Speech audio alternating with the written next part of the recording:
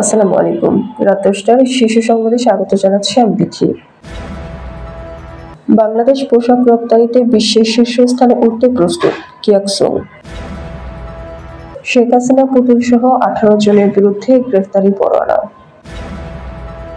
ফিলিস্তিনিদের প্রতি সংহতি প্রকাশে রাজধানীতে বিএনপির র্যালিতে নেতাকর্মীদের ঢল। ওবায়দুল কাদের সহ আওয়ামী লীগের ১০ জনের বিরুদ্ধে রেড নোটিশের জন্য প্রসিকিউশনের চিঠি। সিঙ্গাপুর থেকে স্ত্রীকে নিয়ে মির্জা ফখরুলের আবেগঘন ফেসবুক পোস্ট। ভারতে পালিয়ে থাকা আওয়ামী লীগ নেতাকর্মীদের ফিরিয়ে আনার চেষ্টা চলছে। ৪৬তম বিসিএসে লিখিত প্রার্থীদের ৪৪ এর মৌখিক পরীক্ষা স্থগিত। দীপুমণি ও তার স্বামীর ২২ ব্যাংক অ্যাকাউন্ট অবরুদ্ধের আদেশ। পোল্যান্ড বাংলাদেশের দূত হলেন সাবেক আইজিপি মইনুল ইসলাম। সাবেক খাদ্যমন্ত্রী কামরুলের ব্যাংক হিসাব অবরুদ্ধ। ব্রাহ্মণবাড়িয়া পৌর ছাত্রলীগের সম্পাদক ফারানী গ্রেফতার। ফ্রান্স কয়েক মাসের মধ্যে ফিলিস্তিন রাষ্ট্রকে স্বীকৃতি দেবে, মাখো। শুনছিলেন শিরোনাম, এবার বিস্তারিত।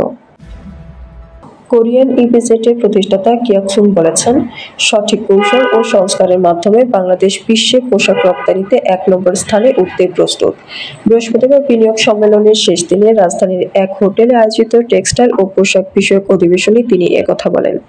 কিয়াকসুং বলেন, বাংলাদেশ বর্তমানে একক দেশ হিসেবে বিশ্বের দ্বিতীয় বৃহত্তম পোশাক রপ্তানিকারক দেশের অবস্থান ধরে রেখেছে।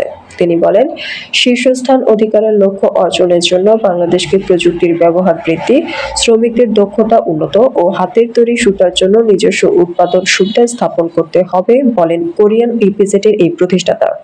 ঢাকার পূর্বাঞ্চলে রাজধানী উন্নয়ন কর্তৃপক্ষের প্লট বরাদ্দের দুর্নীতির অভিযোগে এক মামলায় ক্ষমতাচ্যুত সাবেক প্রধানমন্ত্রী শেখ হাসিনা, তার মেয়ে সাইমা ওয়াজেদ পুতুল সহ ১৮ জনের বিরুদ্ধে গ্রেফতারি পরোয়ানা জারি করেছে আদালত। দুর্নীতি দমন কমিশনের করা মামলায় এই পরোয়ানা জারি করা হয়। বৃহস্পতিবার ঢাকা মেট্রোপলিটন সিনিয়র স্পেশাল জজ জাকির হোসেন গালিবের আদালত দুদকের দেওয়া চার্জশিট গ্রহণ করেন। পলাতক থাকায় আদালত আসামিদের বিরুদ্ধে গ্রেফতারি পরোয়ানা জারি করেছেন। দুদকের আদালতে প্রসিকিউশন বিভাগের সহকারী পরিচালক আমিনুল ইসলাম এই তথ্য নিশ্চিত করেন। অভিযোগপত্রে বলা হয়েছে, ক্ষমতার প্রভাব খাটিয়ে পূর্বাঞ্চলে হাসিনা পরিবারের জন্য ৬০ কাঠার প্লট বরাদ্দে অনিয়ম দুর্নীতির প্রমাণ পাওয়া গেছে। গাজায় ইসরায়েলি নৃশংসতার প্রতিবাদে এবং নির্যাতিত ফিলিস্তিনিদের প্রতি সংহতি প্রকাশে বিএনপির প্রতিবাদ ও সংহতি র্যালিতে নেতাকর্মীদের ঢল নেমেছে। বৃহস্পতিবার বিকাল ৪টা ৫০ রাজধানীর নয়াপল্টনে বিএনপির কেন্দ্রীয় কার্যালয়ের সামনে এই র্যালি শুরু হয়। র্যালিটি কাকরাইল, শান্তিনগর, মালিবাগ, মগবাজার, বাংলা মোটর হয়ে সোনারগাঁও হোটেলের মোড়ে গিয়ে শেষ হবে। একই সঙ্গে আজ দেশের সব মহানগরেও এই কর্মসূচি পালন করেছে বিএনপি। র্যালিতে নেতাকর্মীরা স্লোগান দেন। এই কর্মসূচিকে কেন্দ্র করে বেলা ২টা থেকে হাজার হাজার নেতাকর্মী বাংলাদেশের জাতীয় পতাকা, ফিলিস্তিনি পতাকা এবং দলীয় পতাকা সহকারে ব্যানার ও ফেস্টুন সহ খণ্ড খণ্ড মিছিল নিয়ে নয়াপল্টন কেন্দ্রীয় কার্যালয়ের সামনে নেতাকর্মীরা জড়ো হতে শুরু করেন। র্যালি পূর্ব সংক্ষিপ্ত সমাবেশে সভাপতিত্ব করেন ঢাকা মহানগর দক্ষিণ বিএনপির আহ্বায়ক রফিকুল আলম মজনু এবং জুলাই-আগস্টে মানবতাবিরোধী অপরাধের মামলায় আওয়ামী লীগের সাধারণ সম্পাদক ওবায়দুল কাদের সহ ১০ জনের বিরুদ্ধে রেড নোটিশ জারি করতে ইন্টারপোলের কাছে চিঠি পাঠিয়েছে চিফ প্রসিকিউটর কার্যালয়। বৃহস্পতিবার আন্তর্জাতিক অপরাধ ট্রাইব্যুনালে সাংবাদিকদের সঙ্গে মতবিনিময়কালে চিফ প্রসিকিউটর মোহাম্মদ তাজুল ইসলাম এই তথ্য জানান।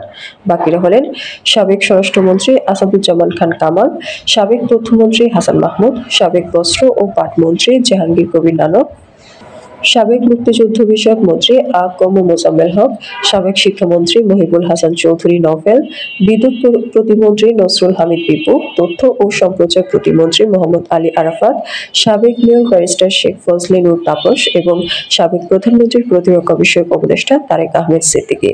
তাজুল ইসলাম বলেন, ট্রাইব্যুনালের আদেশসহ আমাদের চিঠি স্বরাষ্ট্র মন্ত্রণালয় আইজিপির দপ্তরে যায়, সেখান থেকে ইন্টারপোলের কাছে পাঠানো হয়। নিজের ও স্ত্রীর স্বাস্থ্য পরীক্ষার জন্য সস্ত্রীক সিঙ্গাপুরে অবস্থান করছেন বিএনপির মহাসচিব মির্জা ফখরুল ইসলাম আলমগীর। সেখান থেকে আজ বৃহস্পতিবার বিকেলে সামাজিক যোগাযোগ মাধ্যমে স্ত্রীকে নিয়ে একটি আবেগঘন পোস্ট দিয়েছেন তিনি। তার পরিবারের জন্য স্ত্রীর অসাধারণ ভূমিকার কথা উল্লেখ করার পাশাপাশি এই পোস্টে মির্জা ফখরুল বলেছেন, আজ সিঙ্গাপুরে তার স্ত্রী চিকিৎসক জানিয়েছেন, এখন পর্যন্ত সবকিছু ভালো দেখা যাচ্ছে, তবে ৬ মাস পর তাদের আবার যেতে হবে। দোয়া ও শুভকামনার জন্য তিনি সবার প্রতি কৃতজ্ঞতাও জানিয়েছেন।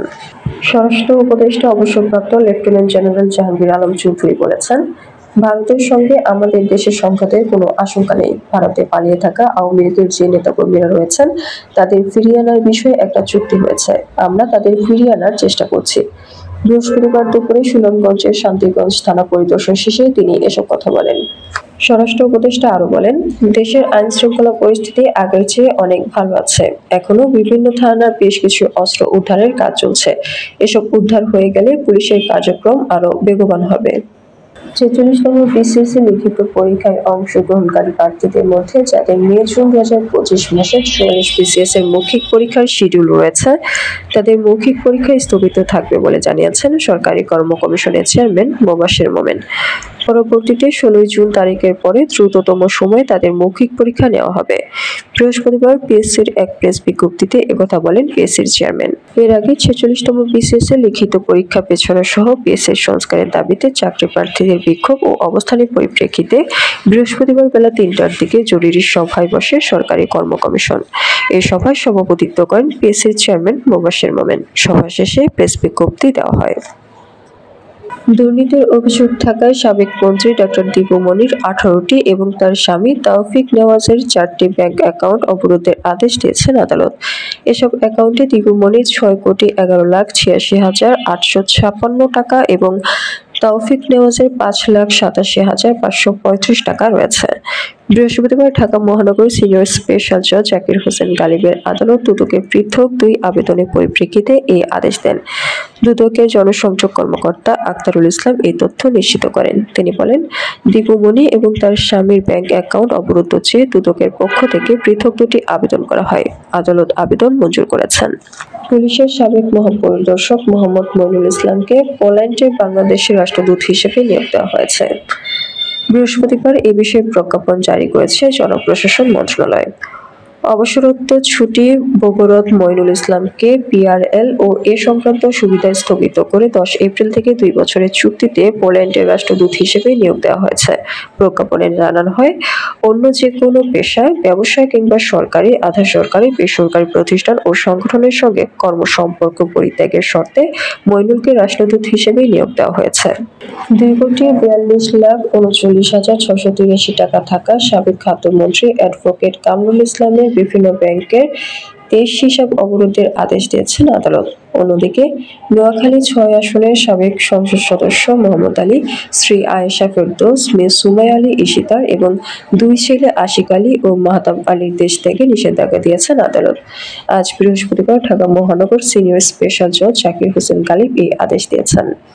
ব্রাহ্মণবাড়িয়া পৌর ছাত্রলীগের সাধারণ সম্পাদক শেখ মঞ্জুরে মাওলা ফারানীকে গ্রেফতার করা হয়েছে। বুধবার বিকেলে পৌর শহরের বাদুরগড় বাসস্ট্যান্ড এলাকা থেকে র্যাব তাকে গ্রেফতার করে। বৃহস্পতিবার তাকে আদালতে পাঠানো হয়েছে। গ্রেফতারকৃত শেখ মঞ্জুরে মাওলা ফারানী শহরের মেড্ডা এলাকার শেখ মোহাম্মদ মামুনের ছেলে। সন্ধ্যায় তাকে সদর মডেল থানায় হস্তান্তর করে র্যাব। ব্রাহ্মণবাড়িয়া সদর মডেল থানার ভারপ্রাপ্ত কর্মকর্তা মোজাফফর হোসেন জানান, শেখ মঞ্জুরে মাওলা ফারানী ৫ আগস্টের পর থেকে পলাতক ছিলেন। তার বিরুদ্ধে ৯টি মামলা রয়েছে। বুধবার বিকেলে বাদুরগড় থেকে র্যাব সদস্যরা তাকে গ্রেফতারের পর রাতে থানায় হস্তান্তর করেছে। বৃহস্পতিবার তাকে আদালতে পাঠানো হয়। কোরিয়ান ইপিজেডের প্রতিষ্ঠাতা কিয়াকসুং বলেছেন, সঠিক কৌশল ও সংস্কারের মাধ্যমে বাংলাদেশ বিশ্বে পোশাক রপ্তানিতে ১ নম্বর স্থানে উঠতে প্রস্তুত। বৃহস্পতিবার বিনিয়োগ সম্মেলনের শেষ দিনে রাজধানীর এক হোটেলে আয়োজিত টেক্সটাইল ও পোশাক বিষয়ক অধিবেশনে তিনি একথা বলেন। কিয়াকসুং বলেন, বাংলাদেশ বর্তমানে একক দেশ হিসেবে বিশ্বের ২য় বৃহত্তম পোশাক রপ্তানিকারক দেশের অবস্থান ধরে রেখেছে। তিনি বলেন, শীর্ষস্থান অধিকারের লক্ষ্য অর্জনের জন্য বাংলাদেশকে প্রযুক্তির ব্যবহার বৃদ্ধি, শ্রমিকদের দক্ষতা উন্নত ও হাতের তৈরি সুতার জন্য নিজস্ব উৎপাদন সুবিধা স্থাপন করতে হবে বলেন কোরিয়ান ইপিজেডের এই প্রতিষ্ঠাতা। আমাদের আগামীকাল দুপুর ২টার সংবাদ দেখার আমন্ত্রণ জানিয়ে এখনকার মতো বিদায় নিচ্ছি। দর্শক, ভিডিওটি শেষ পর্যন্ত দেখার জন্য আপনাকে অসংখ্য ধন্যবাদ। নিত্য নতুন সংবাদ পেতে আমাদের ইউটিউব চ্যানেল সাবস্ক্রাইব করুন ও নিয়মিত নোটিফিকেশন পেতে বেল বাটনটি ক্লিক করুন এবং আমাদের ফেসবুক পেজটি লাইক করুন। এছাড়াও আমাদের ভিডিওতে লাইক দিয়ে শেয়ার করুন। আল্লাহ হাফেজ।